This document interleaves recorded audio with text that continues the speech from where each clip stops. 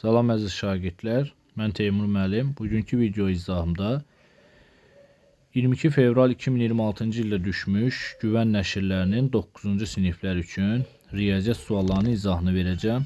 Keçək sualların izahına. Vaxt itirmədən keçək sualların izahına. Sinif 9, qrup 1, variant B və 11-ci sınaq olub.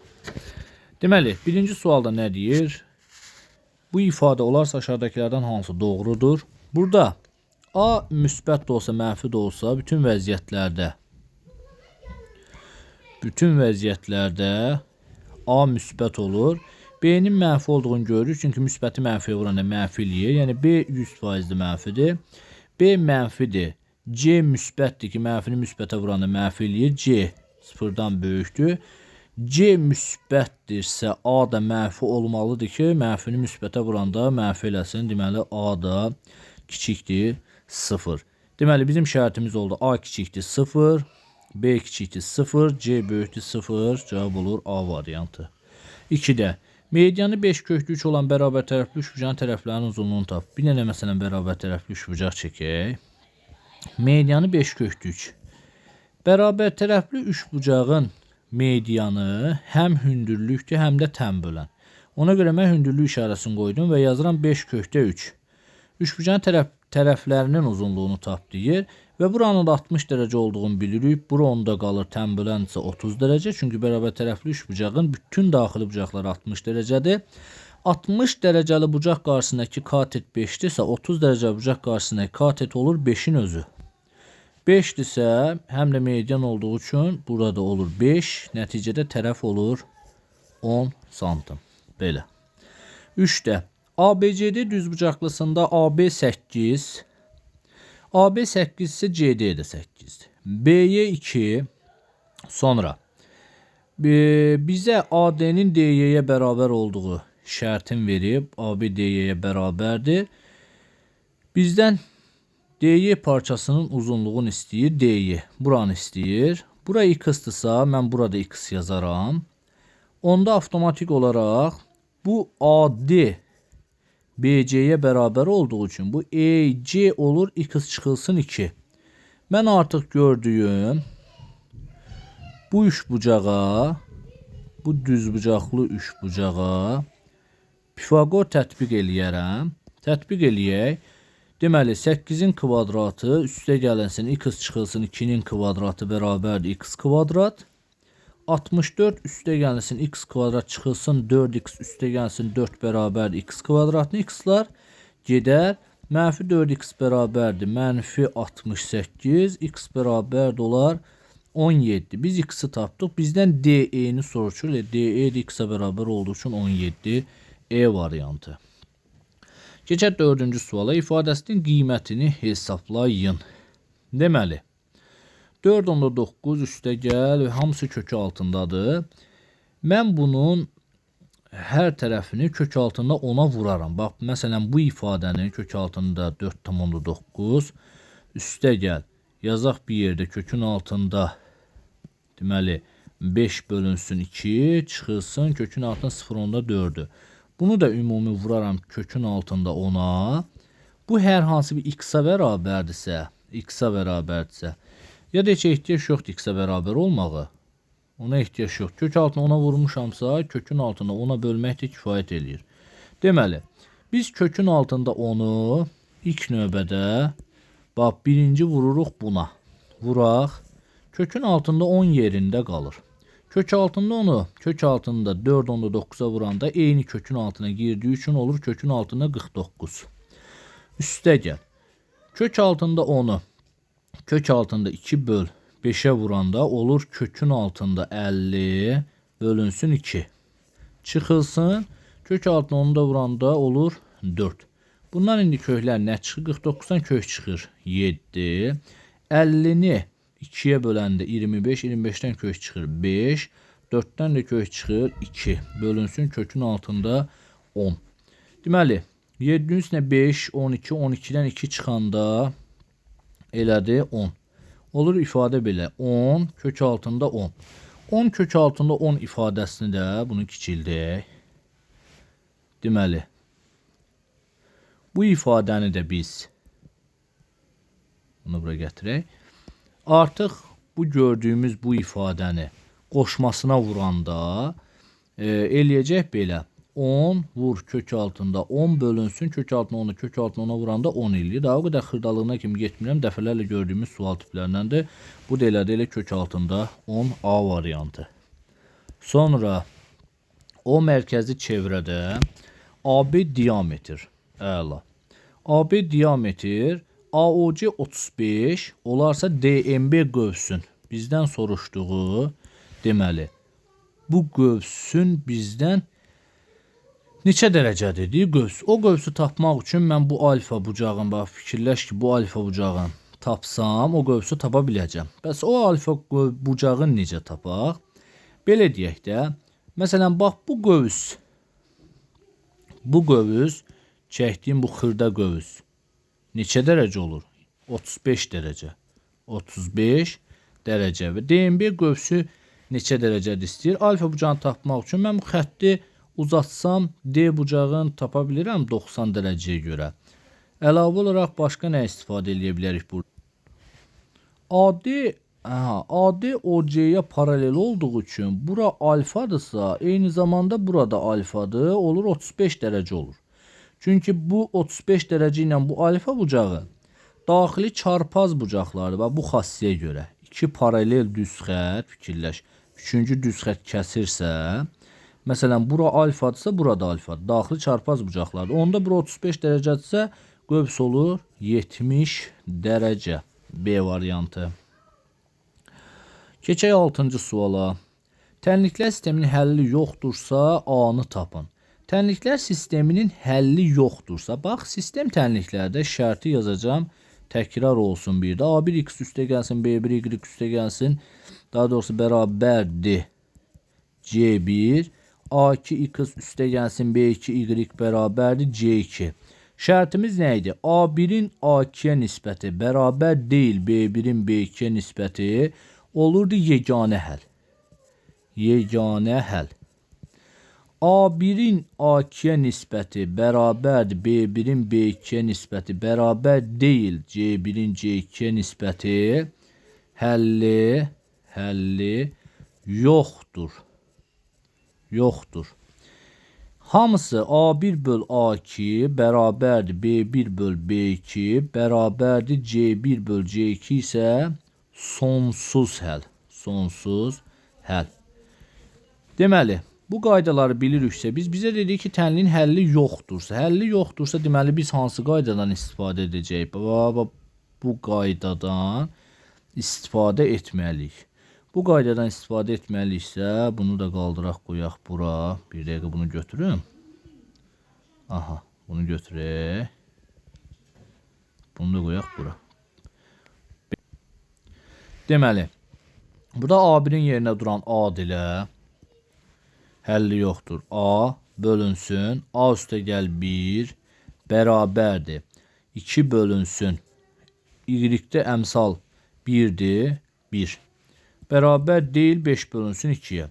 Buradan biz A-nı tapaq. Çarpaz vuraq, bu 2'ni A plus 1'ə vuranda olur 2A üstə gəlinsin 2 bərabərdir A. Bu tərəfə keçirəndə A bərabərdir mənfi 2. Cavab olur D variantı. 7. Düzbucaqlı trapesiyanın iti bucağı 40 dərəcə olarsa, bir dənə düzbucaqlı trapesiya çəkək. Aha, belə deyək. Bir dəqiqə.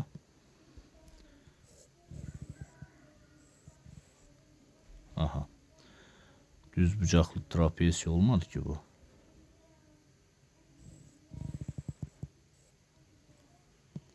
Neyse uşaqlar. Belə eləyək. Aha. Belə.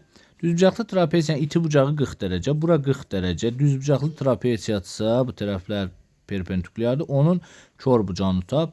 Düzbucaqlı trapesiyadsa onun kör bucağı alfa üstə gəlsin beta bərabər 180 olmalıdır. Yəni tutam ki alfa bura, beta buradırsa 180'i tamamlayan üçün bura olur 140 dərəcə D variantı. Keçək 8-ci suala. Düzgün 5 bucaqlının bir təpəsindən çıxan diagonalları arasındakı bucaq neçə dərəcədir? Söhbət düzgün 5 bucaqlıdan gedir. Məsələn, bir dənə düzgün 5 bucaqlı çəksək. Düzgün beşbucaqlının bir təpəsindən çıxan diaqnalları arasındakı bucaq. Bir təpəsindən çıxan diaqnalın biri bu olsun. Biri də olsun bu. Çıxan diaqnallar arasındakı alfa bucağını istəyir bizdən. Alfa bucağı. Düzgün beşbucaqlının bir daxili bucağı neçə dərəcədir? Düzgün beşbucaqlının bir daxili bucağı 180 dərəcə vurulsun. M-2 yəni 3 bölünsün enə 5 bir daxili bucağı. Bunlar getsə 36, 36-nı 3-ə vursa 108. Düzgün daxili bucaqlının bir beşbucaqlının bir daxili bucağı 108 dərəcədirsə, bura beta bucağıdırsa, burada betadır. Düzdürmü? Bəs beta bucağı neçə dərəcə olur? Olur 36. 180-dən 108-i çıxsa 72, yarıya bölsək 36. Deməli, bu beta oldu 36 dərəcə. Avtomatik olaraq burada 36 dərəcədir. Və bu tam da bizə bu bucaq tam 108 dərəcə verdiyi üçün 72 üstə gəlinsin alfa bərabər 108-ə, alfa da bərabər 36 dərəcə. Belə cavab olur B variantı. 9-cu sualda nədir? İfadəsinin qiymətini hesablayın. Mənfi 2 üstü 9. Onsuz da mənfə də deyilir. 3-cü dərəcədən kök çıxanda yenə mənfi eləyir. Elə bir ki, belə yazaq da. Mənfi 2 üstü 3-də 9. Üstə gəl. Mənfi 2 üstü 6 müsbət də deyilir. Ona görə 2 üstü 3-də 6 yaza bilərəm. Bölünsün. Mənfi 2 üstü 3 mənfi eləyir. Mənfi 8. Ondan 3-ün də mənfi 2-nin elə özü çıxır. Yəni mənfi 2 üstü 3'də 3 belə deyək də. İndi mənfi 2 üstü 9-dan 3 gedir. Qalır burada 3. Sonra 9-dan 3 bəli. 2 üstü 2 bölünsün. Elə mənfi 2-nin özü. Bu da elədir. Mənfi 8 üstə gəl 4 bölünsün mənfi 2. Cavab elədi. Mənfi 4 bölünsün mənfi 2. Cavab elədi 2-nin elə özü D variantı. 10-da bərabərsizliyini həll edin. Tam intervallar üsulu ilə həll olunan bərabərsizlik. Diqqətli olacağımız məqam. Bu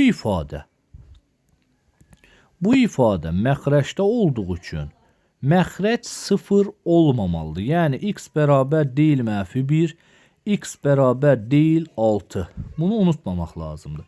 Bir də ədəd oxu çəkək. Ədəd oxunda həm sürəti, həm məxrəci sıfıra çevirən qiymətləri yazır. Məxrəci sıfıra çevirən mənfi 1. Sonra bir də 6. Heç birini ala bilmir. Amma sürəti sıfıra çevirən mənfi 4 qiymətini ala bilər. Çünki burada bərabərlik işarəsi var. Görürsünüz, bax.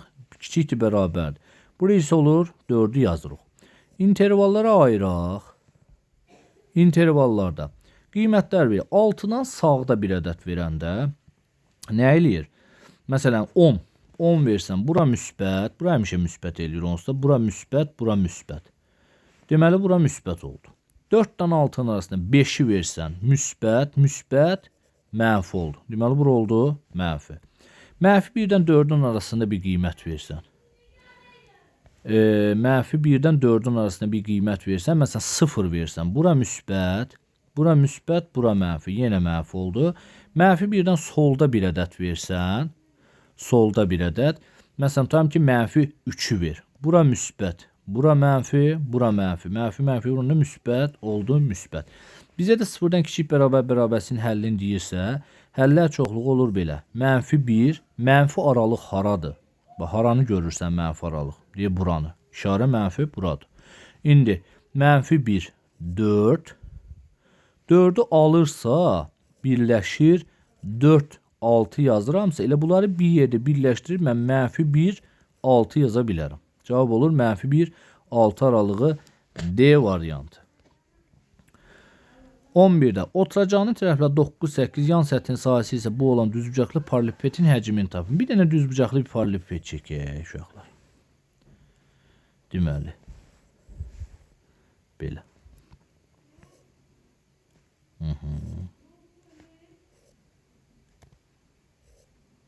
Belə. Oturacağın tərəflər 9 və 8 və bunlar hamısı düzbucaqdır. 9, 8'dir. Yan səthin sahəsi isə 170. Yəni bura A-dırsa, hündürlük buradan da A-nı verir də bizə. Bu tərəfdən də A-nı verir. Burada 9, burada deyək ki 8.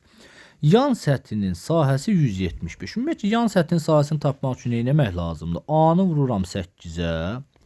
Bir də vurmalıyım 2 dənə. Çünki 2 dənə daxı biri A vur 8 haradır? Bax A vur 8. Bax gördüyümüz yer haradır? Deyə bax bu tərəf. Düzdür? A vur 8. Buradır. Bu A vur 8-ə. Amma bundan neçə dənə? 2 dənə. Biri də arxa tərəfdə var axı. Bax biri də burada arxa tərəfdə var. Düzdür? Arxa tərəfi də var. Deməli bunu vururam 2-yə. 2 vur A vur 8. Üstünə gəlirəm. Bir də yan tərəf var. Bax yan tərəf. Biri budur. Düzdür? Biri də onunla paraleldə var bu tərəf. Elə bir ki kubikin yan tərəfi. Bu tərəf. Və bu tərəfdə nə var? 8 var. 8 yox. 8 oturacağın tərəfidir. 8 oturacağın tərəfidir. A var, bir də 9 var. 9 vur A. Neçə dənədir? 2 dənə. 2 vur 9 vur A. Bərabər 170'ə. 2 kere 8 16 16 A üstəgə 2 kere 9 18 18 A 16 üstünə 18 gələndə 34 A. 34 A. Bərabər 170'ə. Düzdürmü? A bərabərdir 5'ə.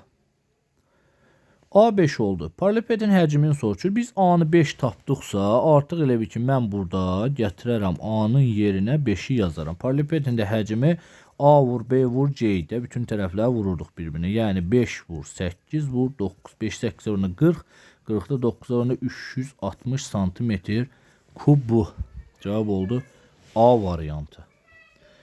Keçək 12-ci suala. A ədədinin rəqəmlərinin cəmi 20'dir. A ədədinin rəqəmlərin cəmi 20 bilmirik də. 5A ədədinin 9'a bölünməsindən alınan qalıq neçə olar? 5A ədədinin 9'a bölünməsindən alınan. A ədədinin rəqəmlərin cəmi 20'dirsə, 20'nin 9'a bölünməsindən qalıq nə qalır? 2.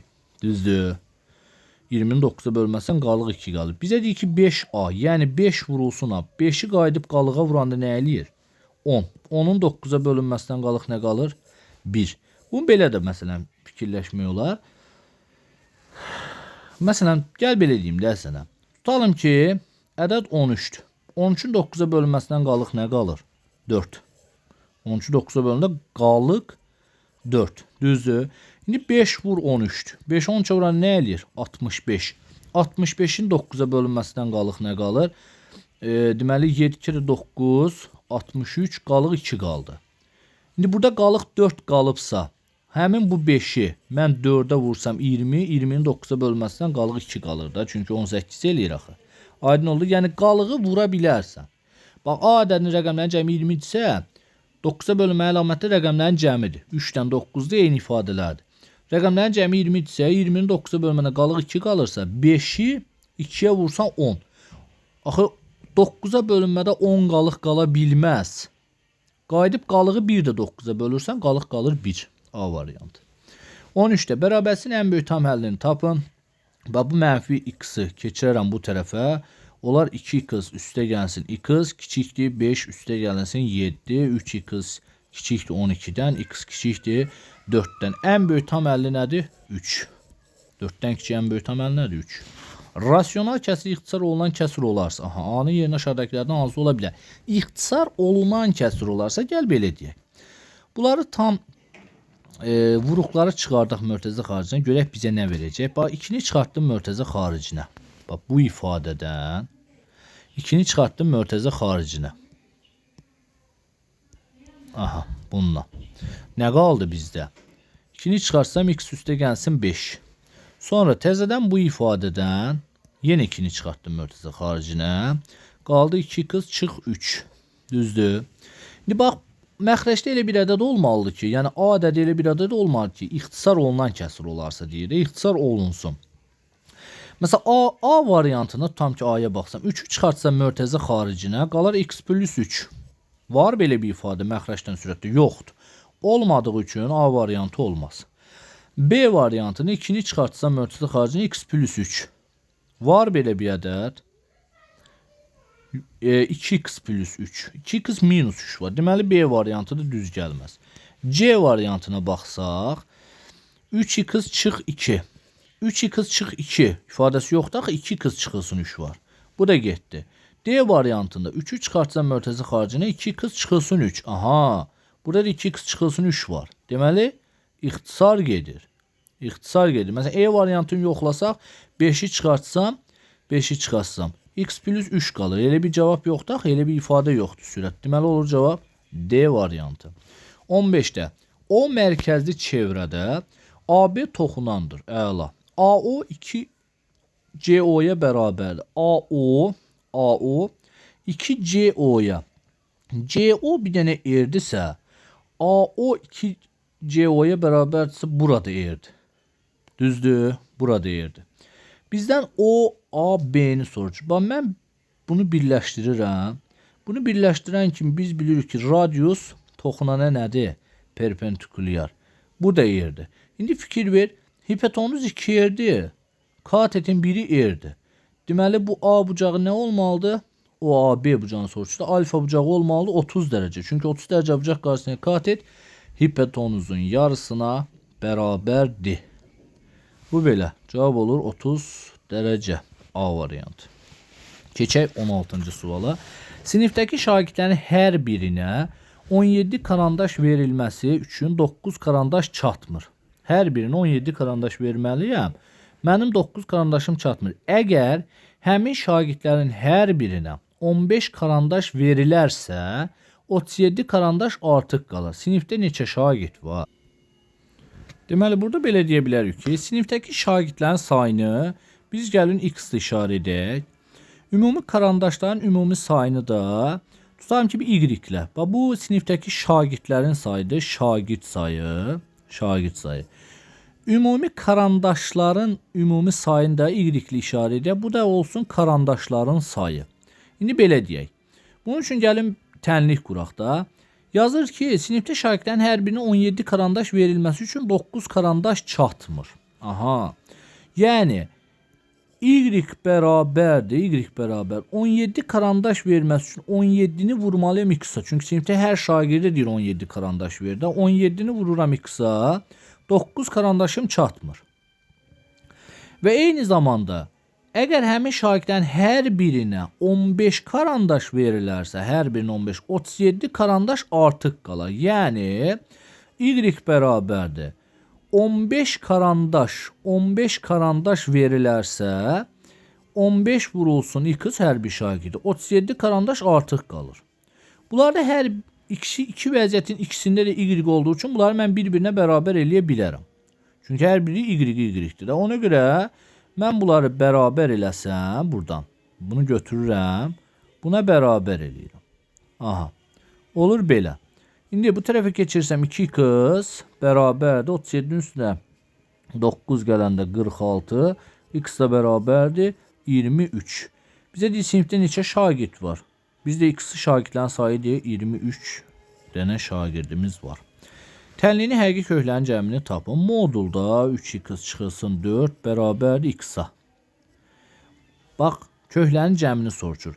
Belə deyək ki, modul mənfiyə bərabər ola bilər, ola bilməz. Yəni x hökmən böyük bərabər 0 şərti olmalıdır.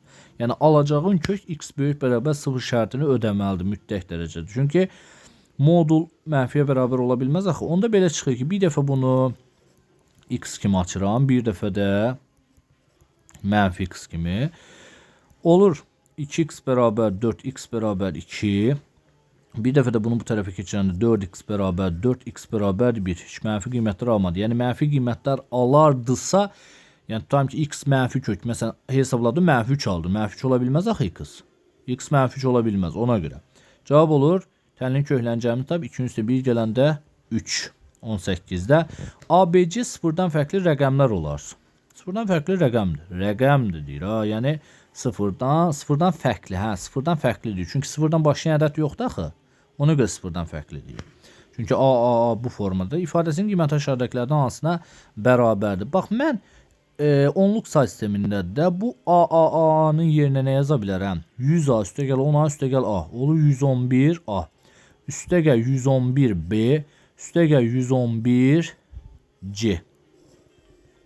Bölünsün. ABB yəni 100A üstə gəl B. Daha doğrusu 100 A üstə gəlinsin 11B. 10B üstə gəlsin B deyək də. Üstə gəl 100B, 100B. Üstə gəl 10A, üstə gəl C. Bu ifadəni açdım. Üstə gəl üçüncü ifadəni açım. 100C üstə gəl 10C. 110C üstə gəlinsin A. Aşağını sadələşdirək. Yuxarıdan mən 111-i mörtəzə xaricində çıxartsam, qalar A üstə gəl B üstə gəlsin C. Aşağıdan 110A üstə gəlsin 10A üstə gəlsin A. 111A. 11B 110 111B C'dəki yenə 111, yenə 111-i mörtəzə xaricində çıxarda bilərəm. Yenə A üstə gəl B üstə gəl C qalır. Bunlar gedir. Bunlar gedir. Cavab qalır 1 E variantı. İfadəsinin qiymətini hesablayın. Deməli 3 kere 2 6 7 vurulsun altta 1. Bu eləyir 12'də 7. Digər tərəfdən 27'də 2 vurulsun tərsinə 4'də 9. Bu getdi 3. Bu getdi 2. Oldu 6'da 1. Yazaq 12'də 7 çıxılsın. Altta 1'i yazıram 12'də 1. 12'də daha doğrusu 2. Üstə gəlinsin. Bunu yazıram 12'də 3 kimi. 12'də 7'dən 2 çıxanda 5, 5'in üstüne 3 gəlində 8. 12'də 8 ixtisar getsə 4'ə 2 qalar, burada da qalar 3. Cavab olur 3'də 2 A variantı. Keçək 20'yə. Perimetri 32 cm və hündürlüyü 5 olan rombun sahəsini tapın. Romb çəkək bir dənə. Şəkili görək. Perimetri 32. Rombun bütün tərəfləri AA olduğu üçün perimetr 4A bərabərdir 32'dir. Tərəf olur 8. Hündürlüyü ise 5'dir. Hündürlük 5'dirsə 8'i de 5'e vuranda cevap eləyir 40. Bizden sahəsini soruşur da. Rombun sahəsi nədir? A vurulsun H hündürlük. Cevap olur 40C variantı. 21'də 50 nəfərlik sinifdə oğlan şagirdlərin sayı qız şagirdlərin sayının 7-3 hissəsinin bərabərdir. 50 nəfərlik sinifdir. Yəni A üstə gəlsin B 50'dir. 50 nəfərlik sinifdir. Gəl A üstə gəl B yazmaqdırlar. Qız üstə gəl oğlan yazaq da. Yəni ən yaxşısı odur ki, qarışdırmayaq ifadələri. Qız üstə gəlsin oğlan bərabərdir 50 nəfərlik sinifimiz var bizim. Yazır ki, oğlan şagirdlərin sayı qız şagirdlərin sayının 7-3 hissəsində bərabərdir. Yəni oğlan şagirdlərin sayı qız şagirdlərin sayının 7'də 3 hissəsi. Onda belə çıxır ki, 7 oğlan bərabərdir 3 qıza. Onda mən bu sinifdə neçə qız şagird var? Elə bilmiyoruz ki, bu sinifdə neçə şagird var. 21 saat nə axtarırıq biz? Oğlan nədir? Onda oğlana mən burada 3K, qızı isə 7K kimi baxa bilərəm. 7K kimi. Yerinə qoysam, elə ki, qızın yerinə 7K, oğlan yerinə 3K, 10K bərabərdir 50'yə, K bərabərdir 5'ə. K-nı 5 tapdıq. Bu sinifdə neçə qız şagird var? Qızı neçə tapırsan? 7K. 7'ni vurursan 5'ə. 35 dənə qız şagirdimiz var. E variantı. 22'də 60 ədədinin özünün hansı hissəsi qədər artırmaq lazım ki 96 ədədinə bərabər olsun? 60 ədədini özünün hansı hissəsi qədər artırmaq lazımdır ki 96 ədədinə bərabər olsun? Belə deyək də 60 ədədini özünün hansı hissəsi qədər artırmaq lazımdır ki 96 ədədinə bərabər olsun. Yəni hansı hissəsi qədər artırmaq deyirsə üstə gəlməliyik. Amma 60 ədədi üstə gəlinsin 60 vurulsun x bərabər deyək ki 96'ya da. Düzdürmü? Özünün hansı hissəsi qədər artırmaq lazım ki 96 ədədinə bərabər olsun. Bu nə olur? 60 x bərabərdir 36. X bərabər 36 bölünsün 60'a. 6 ixtisar gedir, qalır 9'a neçə? 12'yə də ixtisar gedər. Burada qalar 3. Burada qalar 5. Cavab olur 5'də 3. Sualın şərtini elə qoyurlar ki, konkret anlaşılan olmur. 5'də 3. Belə. Ən çox neçə ola bilər? Ya belə deyək. Kəsməsi ən çox neçə ola bilər? Bax, belə deyim də sizə. Bunu biraz kiçildək. Kiçildə indi bir şey deyəcəm. Niyəsin, səbəbini deyəcəm sizə. Bax, fikirləş. Bu A çoxluğudur, bu B çoxluğu. Düzdür. A çoxluğu, B çoxluğu. İndi bax, biz fikirləşək ki, ən çox demir, kəsişməsi ən çox. A çoxluğunda 9 element var, B çoxluğunda 6 element var. Bax, sən bu B çoxluğun götürüb güya A-nın içərisinə sala bilməzsən ki, tam. Yəni elə bil ki, şərt belə olar da, B A-nın ad çoxluğudur. B A-nın ad çoxluğudursa, ən çox 6 dənə ola bilər də. Başa düşdünüz, kəsişməsidir də B A-nın ad çoxluğudur. Çünki B-də 6 element var. B-də 6 element var, ona görə. Ən çox deyir. Ən az desə 0. Kəsişmə edə bilər. 24-də. Qalma da burada sual yox. 24-də 48 dərəcəyə bərabər olan AOC bucağının ON tənböləni. Bir dənə AOC bucağı çəkək 48 dərəcə olan. Məsələn, fikirləşək ki, 48 dərəcə olan bir AOC bucağıdır. AOC ON tənbölən. ON tənbölən. Yəni 24 və 24-də böldü bunu. Əla. NOC bucağının OB tənböləni çəkilərsə, NOC-nin də bir dənə OB tənböləni çəkilib. NOB bucağı neçə dərəcədir? NOB-ni 12 dərəcə. 12 dərəcə. Tənböləndir də o 24-ün yarısı. 35 nəfərlik sinifdəki oğlan şagirdlərin sayının 48%-i qız şagirdlərin sayının 72%-nə bərabərdir. Yenə deyəcək. Qız üstə gəlinsin oğlan. Toplamda nə qədərdir? 35 nəfər. Deyir, oğlan şagirdlərin sayının 48%, yəni 0,48 oğlan bərabərdir qız şagirdlərin 78%-nə. Qız şagirdlərin 72%-nə. 0,72 qız bərabərdir. Bu sinifdə oğlan şagirdlər, qız şagirdlərin neçə nəfər çoxdur. 100-ə vursam hər tərəfi 48 oğlan bərabərdir 72 qız. 24-də ixtisar gedirmi? Gedir. Getsə 2 vur oğlan bərabərdir 3 vur qıza. Düzdürmü? Onda oğlan nə olur? Oğlan olur 3K, qız olur 2K. Belə. Toplasam 2K üstəgə 3K, 5K bərabərdir 35-ə. K bərabərdir 7-yə. K-nı tapdıq 7. Bu sinifdə oğlan şagirdlərin sayı K 7-dirsə, oğlan neçə dənədir? 21 dənə. Qız neçə dənədir? 14 dənə. Bu sinifdə oğlan şagirdlər qız şagirdlərindən neçə nəfər çoxdur? 7 nəfər. 21-dən 14-ü çıxarıq. 26-da. Düzgün 8 bucaqlının diagonalların sayını tapın. Ümumiyyətlə diagonalların sayı düsturu nədir? M vurulsun M-3 bölünsün 2. Bu hazır düsturla əzbər bilmək lazımdır ki, sən durub orada 8 bucaqlı birincisi çəkə bilmirsən. Çəkə bilsən də orada hər hansı bir diagonalı itirdirsən. Yəni bunun üçün müəllim başqa yön varmı? Başqa yön, yəni demək olar ki, yoxdur. 8 bucaqlı deyir, 8 vurulsun 5 bölünsün 2. 4, 4 kere 5 20. İndi yönü yöntəmi olan bəzi suallar, bəzi tapşırıqlar, məsələn funksiyalar mövzusunda elə düsturlar var ki, mən çoxsunu şagirdlərə əzbərləməyə vermirəm, ehtiyac duymuram. Ehtiyac da olmur. Yəni müxtəlif metodlardan tapmaq olur. Bu metodlar daha rahat olur. Amma burada sənin müxtəlif metod odur ki, 8 bucaqlını çəkib diagonallarını çəkib saymalısan. 8 bucaqlı yox, 80 bucaqlı versən eyni etsən, işlər biraz çətin olur. Nə qədər diqqətli olmaq lazımdır. Sonra diagonalların sayı oldu 20 dənə. Uyğunluğu müəyyən edin. Uyğunluq. Sonsuz sayda tam 50 var. Tam həllərin cəmi mənfi 9-dur. Ən kiçik tam 50 mənfi 5-dir. Tam həllərin cəmi mənfi 12-dir. Həlli yoxdur. Gəl belə deyək. Başlayaq. X çıxılsın 1-in kvadratı. Kiçikdir 0. Bax yazıram 1, 2, 3. Kvadrat 0-dan kiçik ola bilər. Kvadrat 0-dan kiçik ola bilməz. Kiçik ola bilməzsə deməli həlli yoxdur. 1'ə. Düzdürmü? 1'ə. Getdi. Başqa heç bir şərt ödəmir bunu. Getdi bu. X kvadrat üstə gəlsin 3x çıxılsın 10. Kiçik bərabərdir 0. Bunu həll eləyək. Tam əllərin cəmi mənfi 9-dur. Bərabərsizlikdə diskriminantı tapsan D bərabər B kvadrat.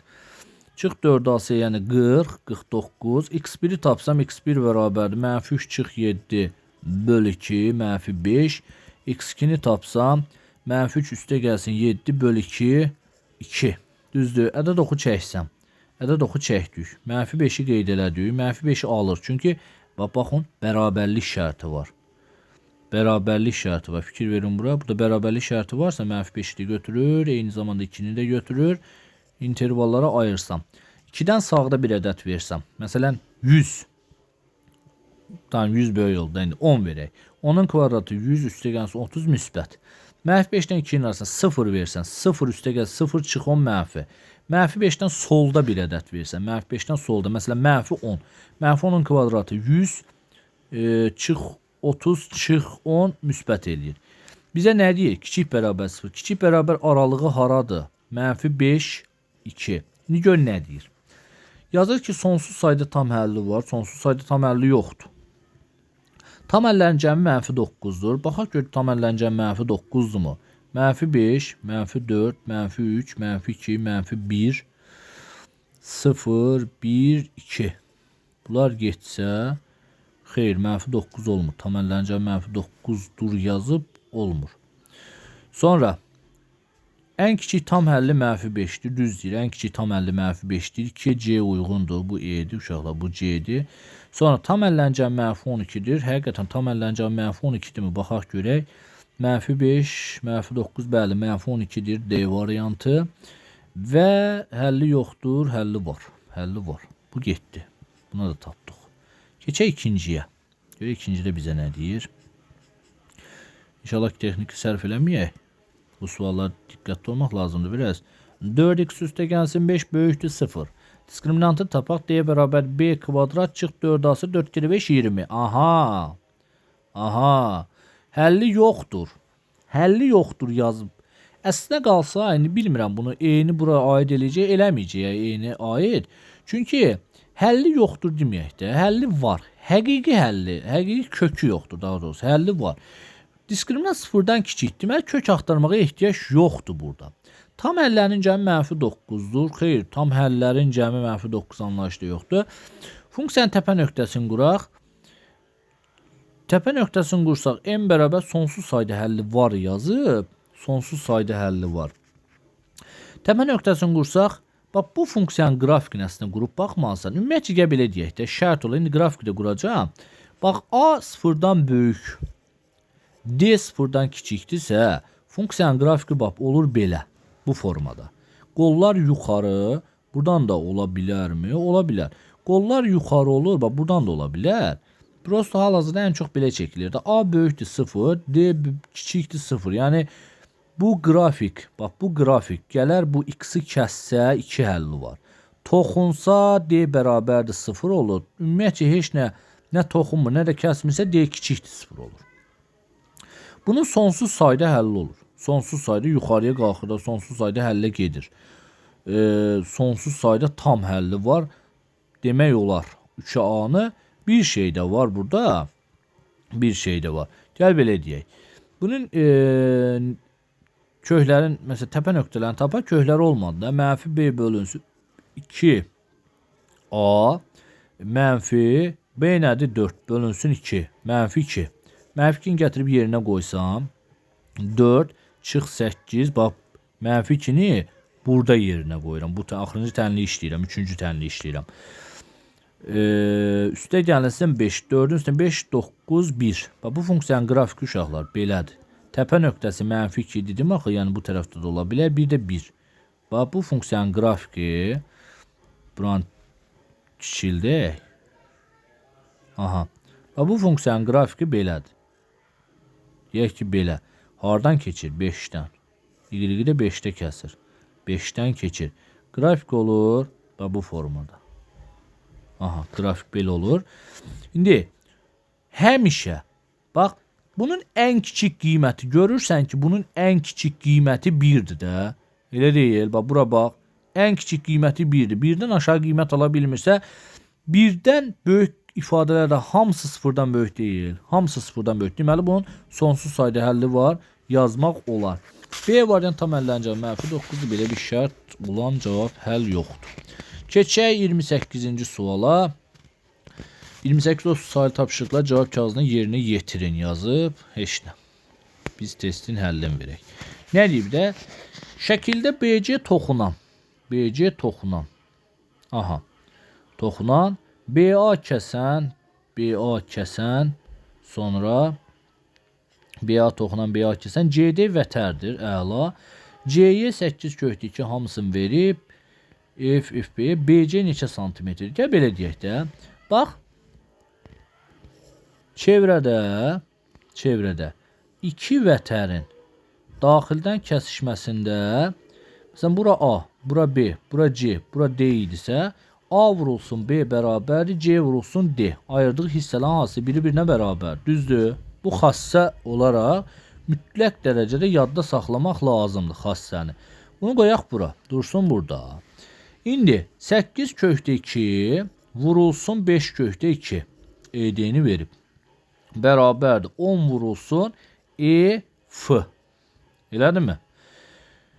8'i 5'e vuranı 40, 42 vuranı 80 bərabərdir. 10 vurulsun EF. Bunda EF nə olur? 8. EF-ni tapdıq 8'dir. Bax, EF 8'dirsə avtomatik burada 8'dir. Çünki bir-birinə bərabərdir. Düzdür? Sonra yazaq ikinci şərti. İkinci şərti. Bunu da həll elədik. İhtiyac yoxdur əslində bunlara, laf dursun burada. Sonra ikinci şərtdə isə çevrədə bunların hamısını yazıram ki sizə uşaqlar. Yəni şablon formasında izah olmasın da, ən azından hardan gəldiyi, nədən olduğunu başa düşəsiz. Bax, toxunan və kəsən arasında xassə nə idi? Məsələn A tutalım ki B, C, D. Belə idisə AB kvadrat bərabərdir. AC vurulsun AD. Düzdür? Bu xassədən istifadə edəcək hara? Bax, işarəliyirəm. Amma bunu görürsünüz. Toxunan və kəsən. Düzdür? Toxunan və kəsən. Məsələn, bax, toxunan, sonra da kəsən. Buna istifadə edəcək bu xassəni. İstifadə eləyək. Bunu da kiçildək xassə kimi. Kənara yerləşdirək bunu da. Burada dursun burada. İndi BC kvadrat bərabərdir BF vurulsun BA-ya. Bu da bərabərdir. Bərabər yazmayaq da, belə yazaq. BF BC kvadrat bərabər. BF nədir? 8. Bəs BA nədir? BA tam uzunluqdan söhbət gedir. Buradan bura kimi tam uzunluqdan söhbət gedirsə 8 üstəgə 8 16 üstəgənsin 10 26. Elədirmi? Bəli. Onda 8'i 6'ya vuranda 48. 8'i 26 vur 8'də bir sözdən. 8 kere 6 48. 8 kere 2 10 208. Düzdür. Kökün altına girəcək bu. BC neçə santimetr deyir? BC bərabər kökün altına 8 vur. 8 vur. 26'ını da yaza bilərəm mən 2 vur 13 kimi. 8'i 2'ye vuranda 16. 16'dan kök çıxır 4 kök altında 13. Cavabımız olur 4 kök altında 13.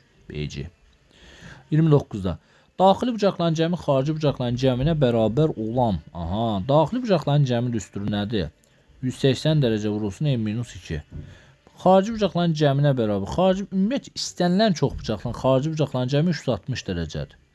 Xarici bucaqların cəminə bərabər olan qabarıq çox bucaqların diaqonallarınsa 360-dan 180 getsə, burada 2 qalar. N çıxılsın 2 bərabərdir 2-yə. N bərabərdir nə olur? 4. Tərəflərin sayını tapdıq. Qabarıq çox bucaqların diaqonalların sayını tapın. Diaqonalların sayını tapmaq üçün bayaq yazdığımız n vurulsun n-3 bölünsün 2 olur 4 vurulsun 4'dən 3 çıxanda 1 bölünsün 2. Bunlar da gedir. Cavablar 2 dənə. Yəni 4 tərəf varsa 2 diaqonalı var da. Əla. 2. Belə. 30'da ispat məsələsi. İspat edin ki, indi ikinci qruplarda situasiya düşəcək. Onda test tapışlığını tapıb əlavə video izah kimi ataram. Məndə olan birinci qrupdur. Birinci qrupda isbatdır, özünüz bilirsiniz. İspat edin ki, istənilən n natural ədədi üçün n bölünsün n plus 1 üstəgənsin n plus 1 bölünsün n ədədi 2-dən böyükdür. Aha, belə bir şey var uşaqlar. Koşi bərabərsizliyi. Baxın. İspat edin ki, istənilən n natural ədədi üçün. N natural ədədsə söhbət müsbətdən gedir. Ümumiyyətcə Koşi bərabərsizliyində iki ədədin ədədi ortası müsbət ədədlərdən söhbət gedirsə, həmişə, bax, həmişə böyük bərabər olur, böyük bərabər olur. Onların həndəsi ortasından böyük bərabər olur. İki ədədin ədədi ortası onların həndəsi ortasından bərabər. Nəticə etibarilə A üstə gəl B böyük bərabərlik 2 vurulsun kökün altında A vurulsun B. Bu Cauchy bərabərsizliyidir. Cauchy bərabərsizliyi ədəd 2-dən böyükdür deyir və natural ədəd olduğu üçün də müsbəti götürür. Yəni müsbət ədəd olduğunda A və B müsbət ədəddirsə bunun həllər çoxluğu olur belə. 2 müsbət sonsuzluq. A və B mənfi ədəddirsə həllər çoxluğu olur belə. Mənfi sonsuzluq 2. Amma A və B-nin mənfi və ya müsbət olduğunu bilmiriksə, 2-yə bərabərlik şərti mənfi sonsuzluq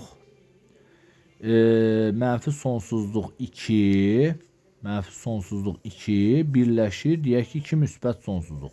2-dən böyükdür deyirsə, şərtə uyğun olaraq bunu bax n vurulsun, n plus 1 üstə gəlinsin. 2 dənə ədəddir də 2 ədəd. n vurulsun, yəni bunun qiymətlər çoxluğunda bəzi halda bizdən istəyir. Vurulsun yazmaq da olar. Üstə gəlinsin yazaq da. Üstə gəlinsin n plus 1 bölünsün n. 1 bölünsün n. 2-dən böyükdür deyir. Böyükdür. Əslində bərabərlik şərti ödəyir, amma bərabərlik şərti nə vaxt ödəyir bilirsiniz uşaqlar? Bərabərlik şərti A və B bir-birinin əks ədədlər olduğu müddətdə, bir-birinin nədir? Tərs ədədlər olduğu müddətdə ödəyir. Ona görə bunu mən 2 vurulsun kökün altında, n vurulsun n plus 1 vurulsun Cauchy bərabərsizliyidir bu tam. Bölünsün n. Bunda məsələn bərabərlik şərti olmayacaq bir vəziyyət də olur da, həmişə böyük. Bərabərlik şərti, məsələn 2 dənə ədəd tutalım ki, ədədin biri 2-dir, bax bunu göstərim sizə. Biri 4-dür. Bu ədədin ədədi ortası nə ilə? 2 üstən 4, 6 böləndə 2-yə 3. Həndəsi ortası nədir bəs? Həndəsi ortası 2-ni vuranda 4-ə 8. Bax. Gəl bax, 2 üstə 4 gəl nə eləyir? 6 böləndə 2-yə 3. 3 böyükdür. Kökün altına 8-dən. Həqiqətən də böyükdür. Elə deyil. 3-ü kökün altına salanda 9 eləyir. Amma biri-birinə bərabər olduğu müddətdə, məsələn, A və B biri-birinə bərabərdir. Biri-birinə bərabər olduğu müddətdə bəs nə olur? Məsələn, 2 üstə gəl 2 böl 2. Böyükdür. 2 vur 2-dən. 2 üstə 2 gələndə 4. 4-ü 2-yə böləndə 2. Böyükdür. 2-ni 2-yə vurun yenə 2. Biz bunu böyük bərabər, daha doğrusu 4 eləyir da bu 4. Biz bunu böyük bərabər götürməliyik. Düzdür? Yəni 2-dən böyük deyil, axı böyük bərabər götürə bilərsən. Yəni A B-yə bərabər olan şərtində böyük bərabər götürürsən. A B-dən fərqli şərtində kiçikdir də bu formada. A B-dən fərqli olanda böyükdür şərtində götürürsən. Burada ispat edin istənilən en natural ədədi üçün 2-dən böyükdür deyirsə, formada həll eləsək, buradan n'lər gedər, n plus 1'lər gedər, onlar böyükdür 2 olur şərti. N bölünsün n plus 1, üstə gəlsin n plus 1 bölünsün n. Böyükdür 2. Bax bu olur Cauchy bərabərsizliyi. Bax bunu kiçildim. Cauchy bərabərsizliyin həlli oldu bu heç. Bu ispat formasını belə verək. Bu getdi. Cauchy bərabərsizliyi oldu bu. Yəni A B-yə bax A B-dən fərqlidirsə bu olur. Burada yazıram ki, əlavə olaraq da bunu silim. Axırıncı sualdır. Burada da A B böyükdür 0. Yəni hər ikisi böyükdür 0. Sonra A B-yə bərabər olduqda A üstə gəlsin B bölünsün 2. Bərabər deməyək də, böyük bərabər deyək. Belə daha məsləhət olar məncə. Bunda böyük bərabər kök altında A vur B olur. Bunda da olur A üstə gəlsin B. Böyük bərabərlik 2 kök altında A vur B. Bu şərtdə isə ifadə olur belə. Bərabərlik şərti. Şimdi mənfi olsa da onun əksi olacaq. Bu belə uşaqlar. Sınaq əla sınaq idi. Bunlar ikisi də olur Cauchy bərabərsizliyi. Koşi bərabərsizliyi. Hə. Sınaq haqqında deyim uşaqlar. Sınaq qəşəng sınaq idi həqiqətən. Çox maraqlı suallar var idi. Hətta axırıncı bu isbat sualı tam yerinə düşdü. Koşi bərabərsizliyini gətirib orada istifadə ediblər. Yəni istifadə olunan bir demək olar ki, bərabərsizlik tipidir. Funksiyalarda da rast gəlincə çox ən kiçik, ən böyük qiymətin tapılması. Belə videoya baxın, video haqqında rəylərinizi, fikirlərinizi bilmək istəyirəm. Yaxşı, müsbət və ya mənfi, heç vaxt deməmişəm ki, mənim haqqımda ancaq müsbət rəy yazılsın. Xeyr, ola bilər ki, hər hansı bir sualı siz daha uyğun vəziyyətdə həll eləyə bilərsiniz. O da aydın məsələdir və əlavə olaraq da videonu əgər xoşunuza gəldisə bəyənə bilərsiniz və paylaşa bilərsiniz. Hələlik uğurlar sizə.